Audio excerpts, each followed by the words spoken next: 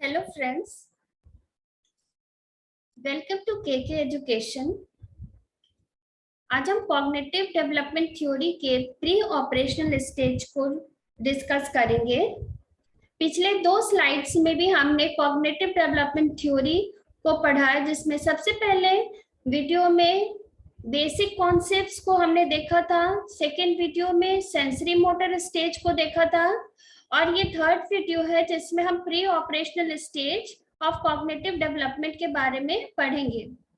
अगर मेरा ये वीडियो आप लोगों को इंफॉर्मेटिव लग रहा है और ये आपके क्वेरीज को सॉल्व करता है तो जरूर से इसको लाइक कीजिएगा, शेयर कीजिएगा और मेरे चैनल को सब्सक्राइब कीजिएगा।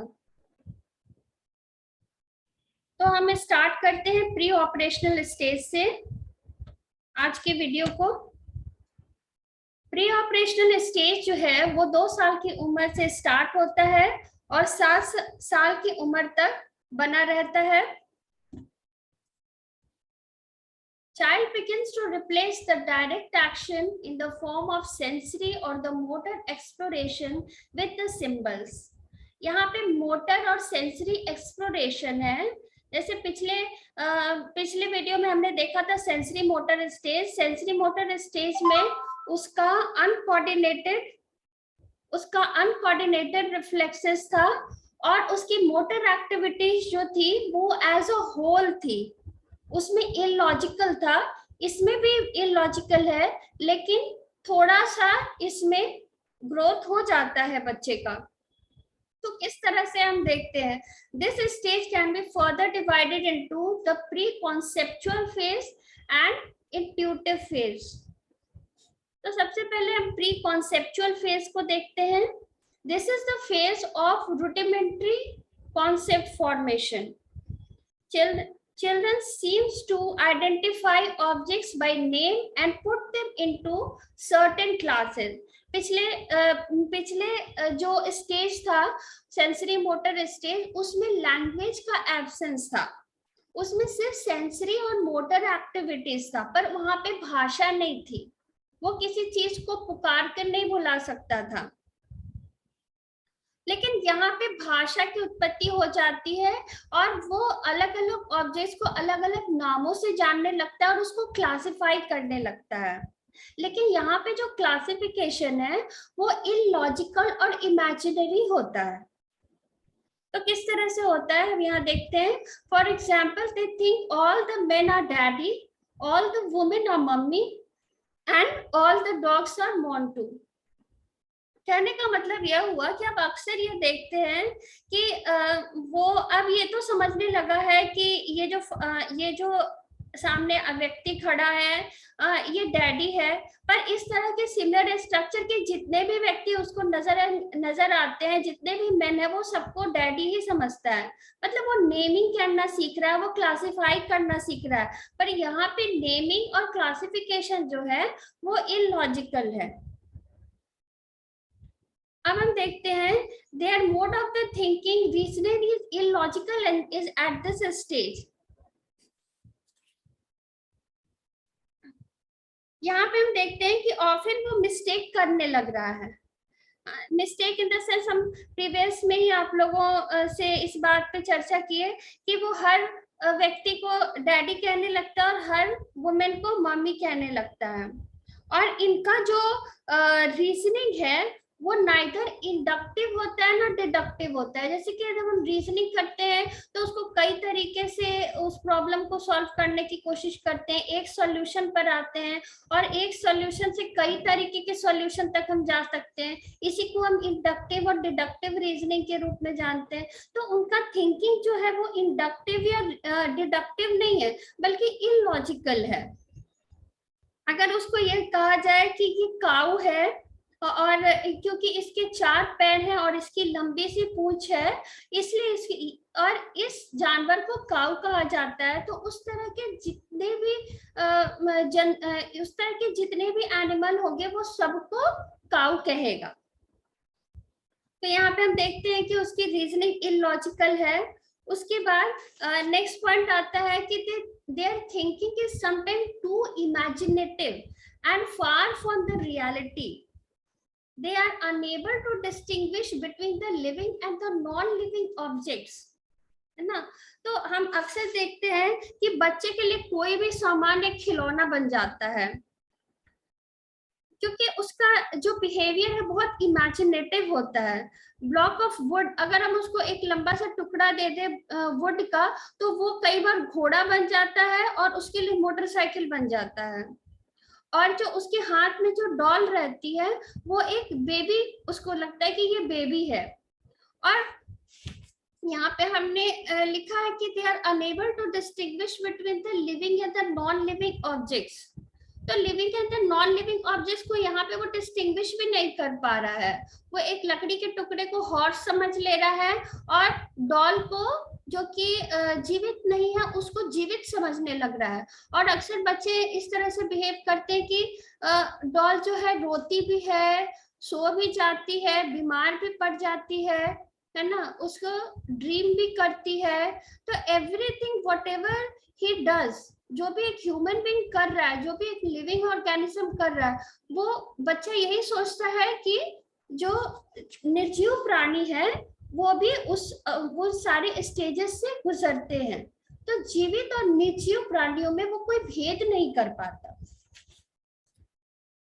नेक्स्ट हम देखते हैं कि at this stage the child becomes more egocentric. By egocentric, Piaget means that the child can see the world from his point of view.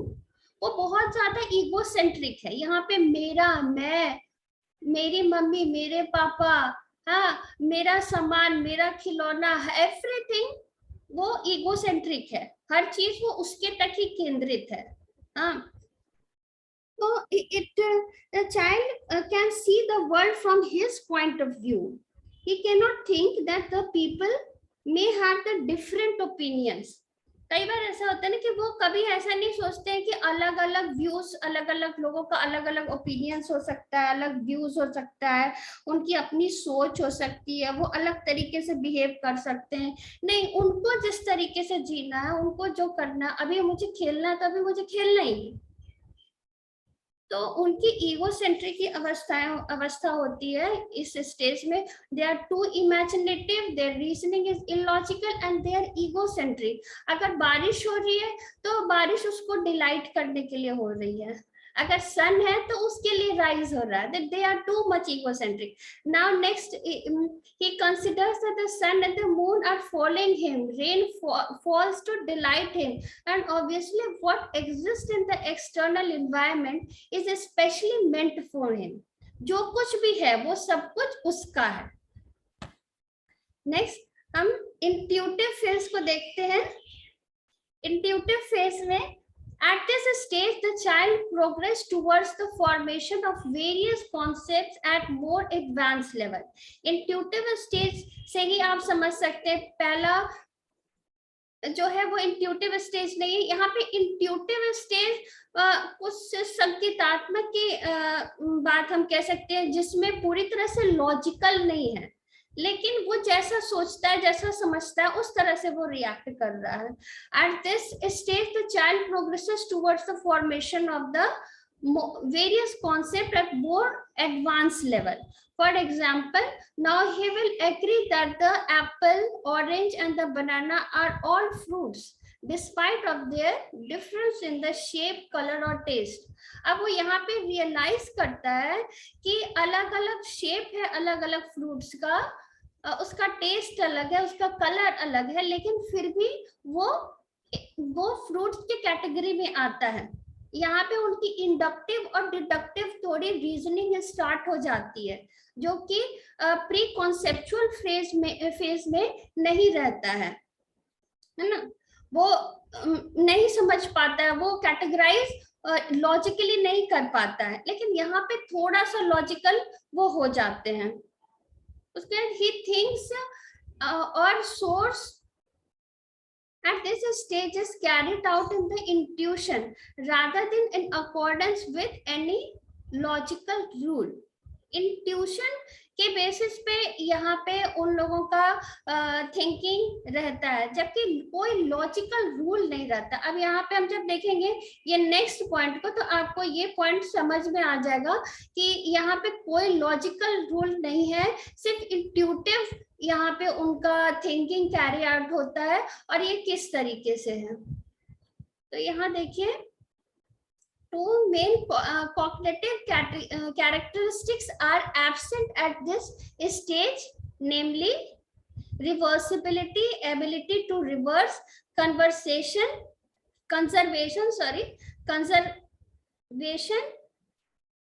ability to see an object as permanent even through the length, width and shape changes.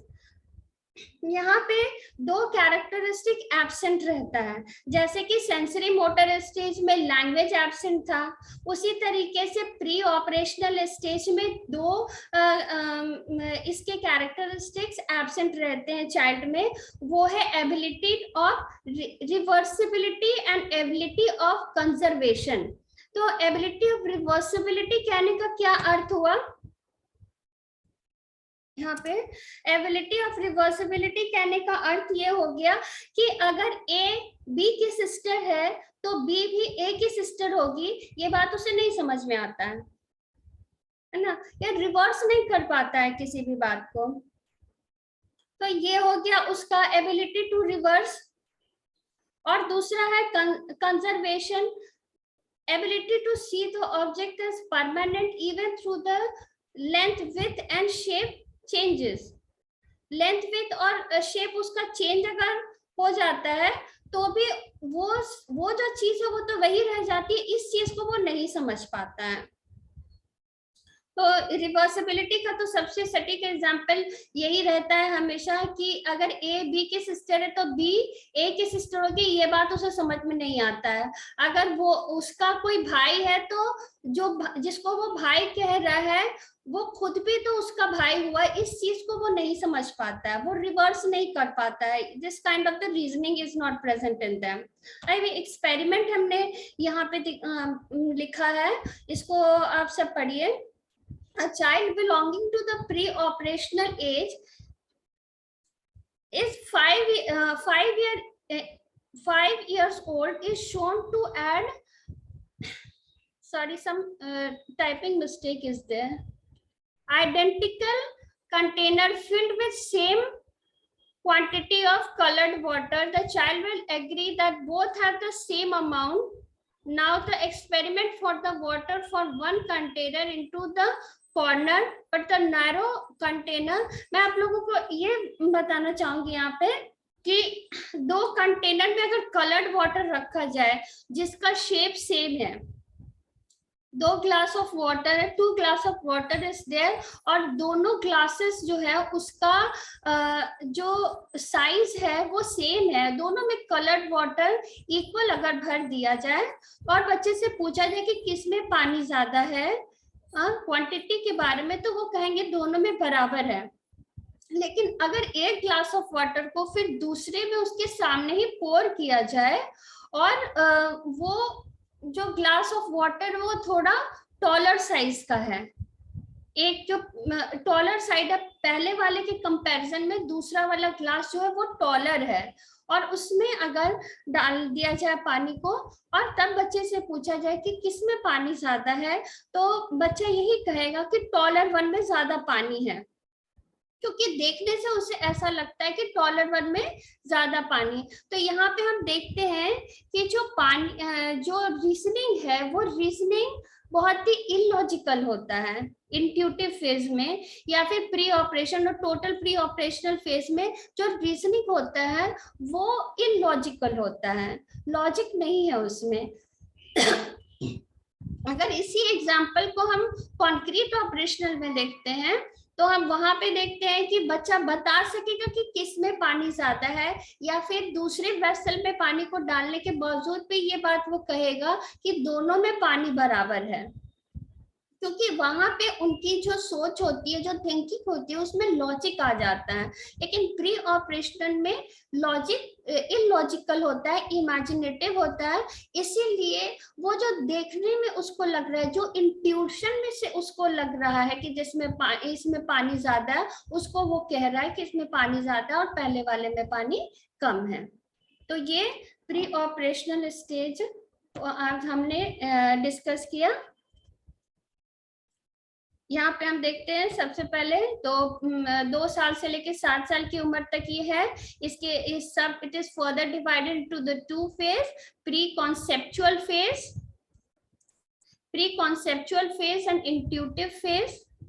उसके बाद ये इसमें illogical reasoning है, imaginative है, egocentric है ना। Intuitive face जो है इसमें एबिलिटी टू रिवर्स नहीं होता है, and ability to see the object permanence ये भी नहीं होता है। ये जो ability to see the object as a permanence even though its length and width and the shape changes, इसकी एबिलिटी बच्चे में नहीं होती है, तो परमानेंस को नहीं समझ पा रहा है। इसीलिए उसके सामने ही दूसरे वेसल में पानी को डाला जा रहा है, जो कि वेसल दूसरे शेप का है, वो टॉलर है, तो उसको लग रहा है कि इसमें पानी ज्यादा है, जबकि दोनों में पानी बराबर है। तो एबिलिटी और कंजर्वेशन उसके में नहीं है, और एबिलिटी टू रिवर्सिबिलिटी भी उसके में प्रेजेंट नहीं है। ये एक्सपेरिमेंट है and to be continued in the next video. ये इसका नेक्स्ट वीडियो में है, इसके आने वाले स्टेजेस को हम डिस्कस करेंगे। अगर ये वीडियो आप लोगों को इंफॉर्मेटिव लग रहा है, आपकी क्वेरीज को ये फुलफिल कर रहा है, तो इसको जरूर से लाइक कीजिए, शेयर कीजिए और मेरे चैनल को सब्सक्राइब कीजिए। और आपको कोई भी डाउट अगर हो तो कमेंट बॉक्स में लिखिएगा अपनी कोई भी क्वेरी को, हम वहां पे आप लोग की क्वेरी को सॉल्व कर देंगे। ओके, तो आज के लिए इतना ही। Thank you all of you.